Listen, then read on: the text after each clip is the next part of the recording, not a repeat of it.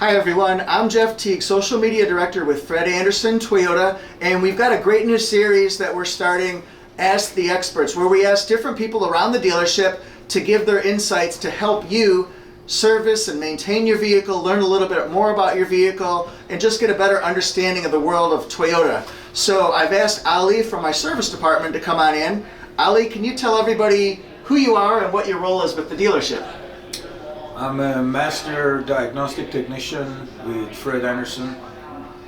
I've been here since '97, and I work on all different problems and issues with tires.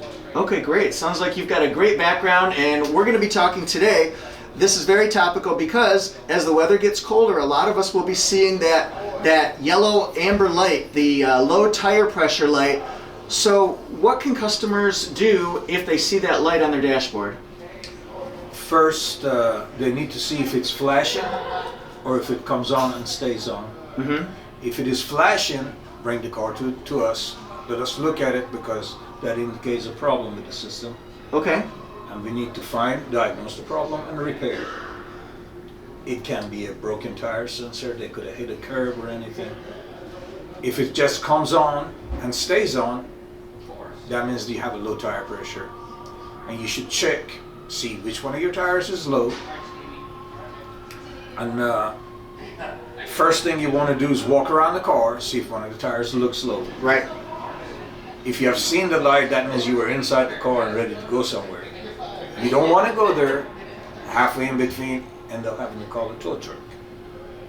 Exactly. So as you walk around the car and you see a tire that's super low, you either replace the tire, call someone to come change the tire for you. If you don't see a low tire pressure, it could be that, like Jeff was saying, that you have the cold and hot heat have changed the tire pressure lights, tire pressures. Right. So what you need to do is, best thing to do is to go to a gas station and check all your tire pressures. Okay. Do not overfill the tires. And if you see, and as you applying pressure to the tires, you need to make sure that you do not overfill it. The way you do that is with the tire pressure gauge. Okay, and what type of tire pressure gauge should people have in their cars for all situations? The type that looks like a pen with a ruler coming at the end of it. We all have those. They're like $3, $4 a piece, and they don't work very well. Mm.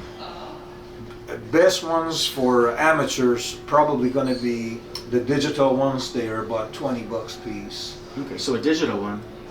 Yeah, it's easier to make sense out of it than trying to convert PSI to kilopascals or whatever they want to put on it. So digital one, you're just looking at it, reading the number. Okay. No mysteries. Yeah, that's great advice. And Ali, when customers fill their tires with air, how do they find out how much PSI they should put in there? Usually that information is either in the glove box or on the B pillar. B pillar is the pillar between the front door and back door. Okay. As you open the door to get in the driver's seat, you look where the VIN numbers are.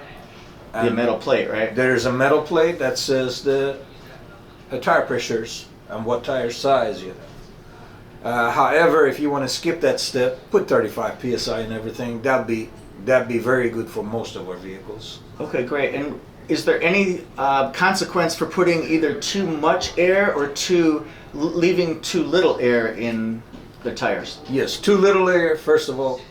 You still have under pressure tires, your light continues to stay on. Mm-hmm. Too high of a pressure, you could damage your TPMS sensors, which means we need to replace it. And if they're damaged, they're not under warranty. They're $150 a piece, not including labor.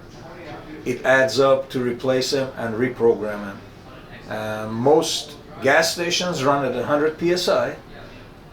And if you don't check your tire pressure as you put an air in, I said 35. If you go 40, it's not going to hurt it. But if you go 80, 90, 100, you're liable to damage the TPMS sensor and cost yourself a lot of money. Right. No, that totally makes sense. Now, our vehicles, our cars, trucks, and SUVs have 4 tires on them, but they also come with a 5th spare tire. Can that affect low tire pressure lights sometimes? On some cars, we have 5 tire pressure sensors. On most of our cars, we have 4 tire pressure sensors. On some of the more modern cars, the 18, 19s, and 20s, usually there's only 4, and you can usually see those on the dash as you look at the information. It'll actually show you the tire pressure.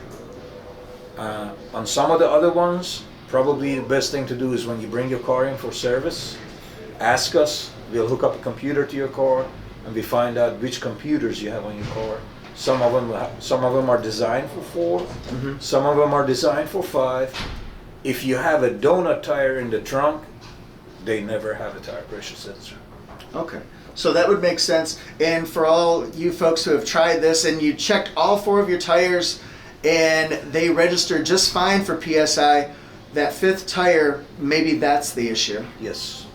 Okay, and then maybe we can kind of summarize here. When is a good time, what advice do you have for, should a customer go with a low tire pressure light to a gas station, or should they bring it to the dealer? What's a good guideline to go by? First of all, walk around the car. Look, see if one of the tires visually looks like it's going flat. Okay. Do not get in that car. Do not drive that car. Do not even drive it to a dealer. Replace the tire before you come to a dealer. And if that tire looks flat, you need to either go to a dealer or a tire store and have the tire repaired or replaced, depending on what's the damage with the tire. Okay. If the light flashes, you can just go to a dealer because you have an issue either with the antennas that receive the information or the sensors. Like if you have a flat tire and you have it repaired at a shop that they're not aware how to fix it, they can break a tire pressure sensor, and you should have that receipt handy because we've had it before, and they cover the folks that break it. If you go to Big Ten Tires, for example, and if they damage your tire and you bring the receipt with you, we can tell you that in the process of them repairing the tire or replacing it, they could have damaged it, and you can take that back and ask for a reimbursement. Okay, that makes total sense. One thing that just popped into my head, what are the consequences of driving too long on a flat tire? The most common one is the tire wear. Your tire will wear on the outside because it bows on the inside. And tires are expensive, and if it wears too bad, it's going to cause noise, it's going to cause drivability issue, and you need to replace that tire. And of course, if you drive too far on a shredded tire, that could be catastrophic. Yeah, on a shredded tire, you won't get very far. Yeah, absolutely. All right, well, thank you so much. I really appreciate it.